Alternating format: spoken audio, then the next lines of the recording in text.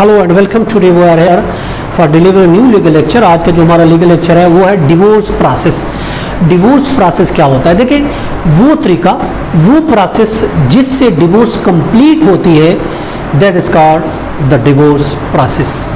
यानी वो तरीका जिस तरीके से डिवोर्स कंप्लीट होती है उसको हम कहते हैं डिवोर्स प्रोसेस।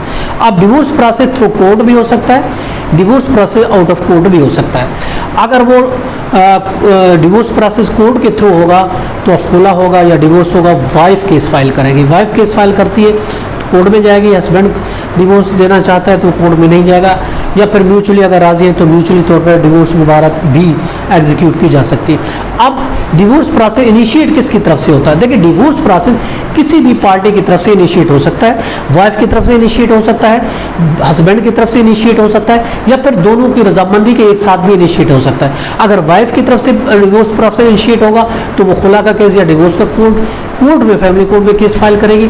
अगर हस्बैंड की तरफ से इनिशिएट होगा तो वो डिवोर्स देगा, डिवोर्स डीड देगा, डिवोर्स दिएगा, 1 डिवोर्स, 2 डिवोर्स, 3 डिवोर्स, जो भी वो देना चाहेगा वो देगा। अगर दोनों इनिशिएट करना चाहेंगे तो वो म्यूचुअली तौर पर एग्री होंगे, म्यूचुअली डिवोर्स पे साइन करेंगे, तो फिर जो है वो डिवोर्स प्रोसेस उसका होगा। अब देखें, उसका तरीक़ेकार ये है कि डिवोर्स प्रोसेस के लिए स्पाउसेस हैं। अगर एक इनिशिएट करना चाहता है तो एक को, अगर दोनों इनिशिएट करना चाहते हैं दोनों को। अगर हमसे फॉर एग्जांपल आपने अटॉर्नी ऐड की है, वो क्या एंगेज किया, आपने वकील एंगेज किया, तो you have to visit the office of the advocate. आपको अपने लॉयर, अपने अटॉर्नी के ऑफिस आपको विजिट करना होगा डिवोर्स प्रोसेस के लिए। कोई भी इनिशिएट कर रहा है, हस्बैंड कर रहा है तो हस्बैंड को आना पड़ेगा, वाइफ कर रहा है तो वाइफ को आना पड़ेगा। आप मुतलका जो कंसर्न डॉक्यूमेंट हैं वो आप लाएंगे, जिसमें खासकर निकाहनामा है, NIC कॉपीज़ है, और बेहतर होगा कि तस्वीर भी एक हो। तो उसके लिए आप विज़िट करेंगे, डॉक्यूमेंट देंगे।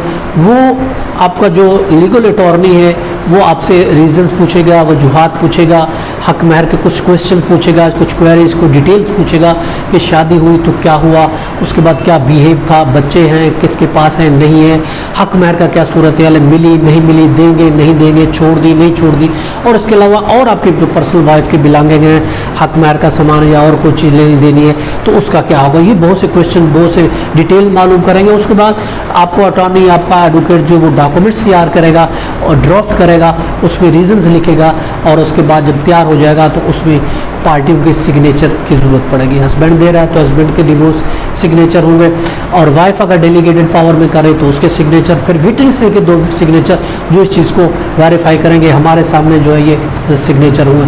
अब उसके बाद इसके सिग्नेचर के बाद उसको अटेस्ट करेगा, या तो आपका अटॉर्नी जो है, आपका एडवोकेट उसको वेरीफाई करेगा, उसको अटेस्ट करेगा कि इसने वाकई दोनों पार्टी ने मेरे सामने सिग्नेचर किए हैं, बिफोर मी ये डिवोर्स हो रही है, तो वो उसको अटेस्ट करेगा। नोटरी पब्लिक भी कर सकता है, और इसके अलावा ओथ कमीशन से भी अटेस्ट करा सकते हैं। अब उसके बाद करने के बाद आप डॉक्यूमेंट्स, अगर हस्बैंड कर रहा है आपको डिवोर्स का प्रोसेस कर रहा है तो दूसरी पार्टी जो भी होगा, चाहे हस्बैंड है, वाइफ है, उसको डॉक्यूमेंट भेजे जाएंगे, और फिर इसके लिए यूनियन काउंसिल को भी UC को सेक्शन 7(1) के तहत उसको नोटिस इंटीमेट किया जाएगा कि ये डिवोर्स हो गई है, ये डॉक्यूमेंट भेजे जा रहे हैं, आप इसको कंफर्म करें। उसके बाद वो अपना प्रोसेस, फिर UC अपना प्रोसेस कंप्लीट करेगी, वो आर्बिट्रेशन काउंसिल तश्कील दी जाएगी, और फिर उनको दोनों पार्टी को नोटिस दे के उनको बुलाया जाएगा। वो भी रिकन्सिलेशन की कोशिश करेंगे, 3 दफ़ा करेंगे, नहीं तो फिर कम अज़ कम 90 डेज़ लगेंगे, उसके बाद वो divorce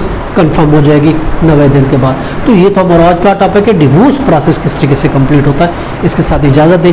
have a nice day. अल्लाह हाफ़िज़।